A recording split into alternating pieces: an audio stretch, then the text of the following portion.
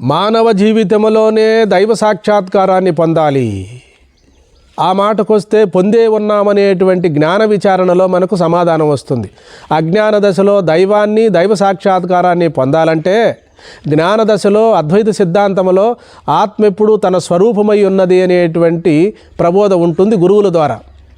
ఇంతకు పూర్వం మన గురువుల దగ్గర బ్రహ్మ విద్య ఉన్నది, ఇప్పుడు ఉంటూ ఉన్నది బ్రహ్మ విద్య మన దగ్గర, ఇక మీదట ఉంటుంది మన శిష్యుల దగ్గర బ్రహ్మ విద్య. కాబట్టి సాధక దశలో పరమాత్మను తనకన్నా వేరుగా చూస్తాం. అదే జ్ఞాన దశలో పరమాత్మకు తనకు వేరు లేదని, తానే పరమాత్మ స్వరూపుడని అహమస్మి అనేటువంటి అనుభవాన్ని పొందుతాం.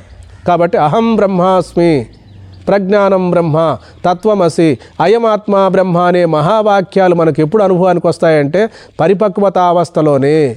మరి ఎవరెవరికి ఏ సాధనలు ఉన్నవో, ఎవరెవరు ఏ స్థాయిలో ఉన్నారో వాళ్ళందరూ కూడా సాధనలు చేసుకుంటూ చిట్ట చివరగా అందరూ కూడా ఆత్మతత్వాన్ని, ఆత్మానుభూతిని పొందాలి. హరి ఓం.